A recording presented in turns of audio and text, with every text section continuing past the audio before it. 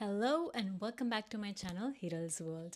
Today I will help you decide whether you should be studying in your home country or should you be deciding to study abroad. We will be scoring several criterias on the basis of whether or not it is good idea for you in particular, especially for you, to go abroad or not. And because I am from India, I am going to cover the basic facts of India versus abroad, but you can take any other country and apply these general factors. Just make sure to do your own research. So without further ado, let's dive into this video. In order to understand whether or not you should be studying abroad or in your home country, the first and the very important factor is to see how many number of students are going abroad. In recent years, I came to Canada in 2015, and I think ever since after that, I've been hearing every other person from any household going abroad and studying, right? So in recent years, it has definitely, the trend has increased a lot, but also in addition to that, there are so many things that have changed. So in order to understand, the very important factor that drives this entire change is the economic conditions and the economic factors. Now you will notice that there are about 1.33 million Indian students are already studying abroad, and the forecast says that there might be another 1.3 million students who might be going abroad for studying. Now that is a huge number in itself if you were to think about it, and this popularity has definitely affected the change in trends, the change in visa processes, as well as the loan amount. So let's cover our first point of comparison, which is economic factors. Now, in order to decide whether or not you should be studying abroad, we need to look at global economic conditions. And what do I mean by that? It means that after COVID, I'm sure that you would have heard that some countries are undergoing recession. Recession may hit, may not hit. Oh, people are losing their jobs. People are not getting new jobs. And all of these factors are some or the other form of recession. Now, why is this important? It's because recession and how it is going to come up affects the job market. If you look at the recent trends, US, UK, and Canada, USA has faced some sort of recession. However, USA has completely avoided it altogether. What it means is that it has been affected, but it is just choosing not to look at it or not to say anything about it. Canada was just about to touch it and has little bit touched it, but then it again came back to life. It's because they have made many immigration changes, which has kind of led to increased job opportunities and looking at and re-strategizing how they want to advance their country. I'm not going to say that it's 100% good, but what I'm trying to say is that it is still working hard to kind of not hit recession right now. And if we talk about UK, it has like kind of touched it and is now coming back up. Now, why all of these things and why am I only covering these three countries? I'm not going to just talk about these three countries, but these three countries is what the data that I've found out about. And I'm not a financial advisor. This is just the data that I'm talking about. And now talking about India, India has not yet touched the recession, and because of its working age population, it will not touch the recession. And this is very important for you to know because right now, everybody has heard, if you are into going abroad phase, then you would have definitely heard that right now Germany, Ireland, these countries are actually opening up doors and they are inviting you.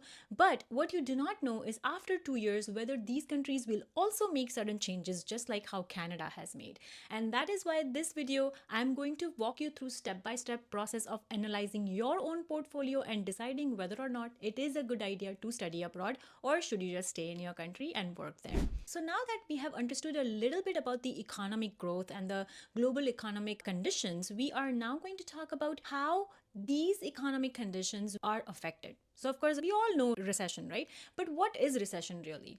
When a country sees GDP decline in 2 consecutive quarters of their GDP growth chart, then that's when the recession hits. So basically, in simple words, if the country is not making progress in its GDP, then that's where things will go south. Anyhow, now besides this, there is another phenomena which is called as dollarization.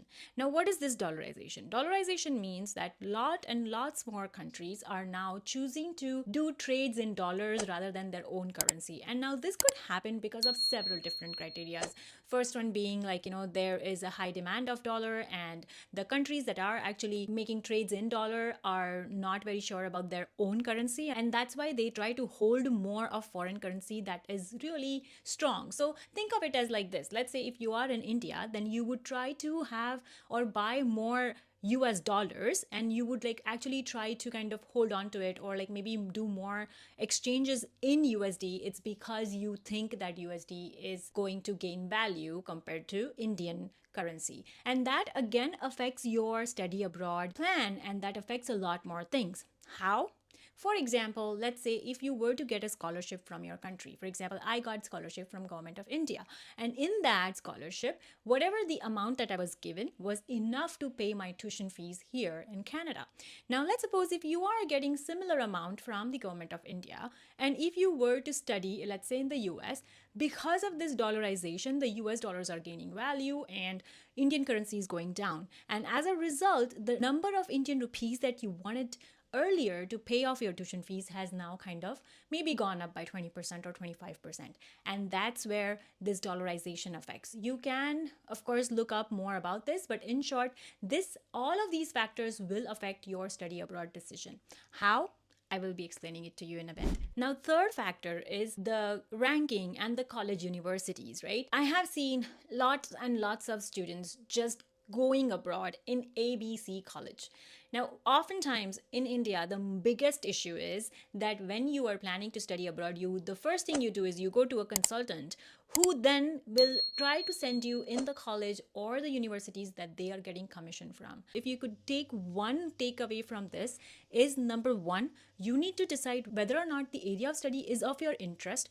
Don't do it because somebody in your family is telling you to do. Don't do it because you want to get a good job in that field, right? For instance, many students are nowadays going towards computer science, but they do not really like that. And if that is not your passion, you will not be able to develop your skills in it. And we have seen how tech job market has been affected recently and how people are not getting jobs, right? So please make sure that if the field of study is important for you, it is something that interests you. And second, which university or college is actually best that offers you the education in that field. And third is, of course, you need to look at the political landscape of that country, what is going on, how is the job market in the area that you want to study in, right? Everybody is going through Germany right now. Okay, everybody's saying, oh yeah, Germany offers free education. Yes, Germany has this. But understand this thing. If you are not from science or engineering, getting a job in Germany is going to be super difficult for you. Write this down. If you are going to Germany and if you're not studying engineering or some science or STEM field, then you are going to suffer. And even within STEM field, not all STEM fields are going to get a job. Okay, so please do your own research in this criteria. So moving on to the fourth point, the job search market and the limited time to find a job. Now, talking about previous point, for example, I was talking about the colleges and universities, right? In India, the top ranked universities are IITs and of course IIT Ahmedabad, Mumbai, and perhaps like, some other universities. Now, IIT Ahmedabad, it's ranked between 150 to 200, right? Versus other universities that are abroad, and these are like top 50 universities. So here is where the distinction comes in. If you are getting a job in India, right, and if you want to study in India, and if you want to go get into IIT, the job market is going to be very easy for you, but getting into IIT itself is going to be very difficult because there are so many students who apply for IIT every year. So the competition is very fierce. Whereas let's say with those grades, besides IIT, if you were to apply to other universities abroad that are top ranked universities, let's say top 50, then your chances of getting a job as well as getting into those universities is probably a little bit more higher than getting into IIT, right? I'm not talking bad about IIT. What I'm trying to say is that you need to make that distinction, right? Top universities in your own country versus top universities abroad. Are you eligible to get in here? If yes, then it is highly possible that you're eligible to get in here as well. After getting in here, your job market is going to be super great because you are in your own country, you know the landscape, you know people, you are awesome, right? Whereas here, getting into university might be a little bit easier, but the job market, it depends on the area of study. It depends on your skill. It depends on your networking abilities, right? So moving on to the next part, which is job searching, right? Usually when you apply abroad, the job search timing for you is quite limited, right? Because you are not only able to live there forever. In some countries, it is 2 years. In some countries, it is 6 months. In some countries, it's 3 years. For example, like in Ireland, it is up to 2 years. In Canada, it is still 2.5 to 3 years, but it depends on what you have studied. In the US, it is up to 2 years, but again, again depends on your area, and also it highly depends on the employer, because employer needs to sponsor you. So basically what I'm trying to say is the limited possibility of getting a job and also limited time to search for jobs can impact your entire future, right? And also don't forget about return on investment as well. You need to be able to pay off your loans and also get something out of it. Now many students think that, oh, you know what, let me just get into any college abroad, and then when I return back home I will be able to get a better paying job. But that's not true. According to researchers and according to the articles that I've read, people and employers are not giving the equal number of jobs to the foreign students who are coming in from foreign countries. It's because they are very skeptical whether those students will live in India, or will they get the first chance to go abroad, they will just kind of go move back to the US and get the job there. So that is why it is very important for you to think critically about these factors. The next factor is the cost. This should be the making or breaking of your decision of studying abroad, right? Let's say you decide to study abroad. First, you need to find out whether you have the interest in that field. If the answer is yes, then assess whether or not that particular field has which high ranking colleges and what is the job prospect in each of the countries that those universities are based in. Once that is decided, decide on whether or not the cost. Can you afford to study in that country? What are your scholarship options? So now there are three types of economical or cost factors that are coming in here. And I would kind of name it as your risk-taking ability. So let's just put it as your risk-taking ability. Now, in terms of your risk-taking ability, first is, of course, you need to take a loan because your family cannot afford for you to go abroad and spend so much money. Second is you have a very good family where you belong to a very flourished family. They have money and they want to sponsor your entire education. And third being that you do not have money, but you have good grades and good options to get scholarship. Now, these are the three factors. Now, first one, let's just consider first one. In the first one, because you are taking loan and because you're going abroad, you have to have a good job so that you're able to pay off that money. So here, your risk-taking ability is very high. And then if your interest in the education is low, and if you are getting into a so-so college or university, your job prospects are getting lower. And that's why if you belong to this first situation, then do not go. Do not just trust, oh yeah, it's going to happen. I mean, yeah, it can happen. I'm not going to say that no, but when you are taking these risks, you have to take calculated risks, right? The second situation, of course, family is funding your education. And if the area of interest is of your choice, great, go ahead. Third is when you know that you are going to get a scholarship. You're not so much interested in the subject, or you're not so much interested in the field, but yet you know that you are going to get a scholarship. You will be going there. You will be getting a job. It's a well-in-demand course. So for example, let's say you want to study computer science with AI as a focus, right? And let's say within AI, you want to study regenerative AI or automation or things like that. Then definitely you will have a good option and good prospect in, for example, let's say Germany or US, right? So this is how you should be deciding whether or not you should be going abroad. So here is a final layout of how you would be deciding. So here is how you can decide between India and abroad. So the first factor, as we talked about, is your interest in the subject, okay? If suppose you have good interest in the subject versus not so much good, then you would decide on your financial risk. And if suppose your financial risk capacity is good, right, means that you have a wealthy family, or good scholarship available, and or let's say you want to take a loan. Okay, loan is very high risk.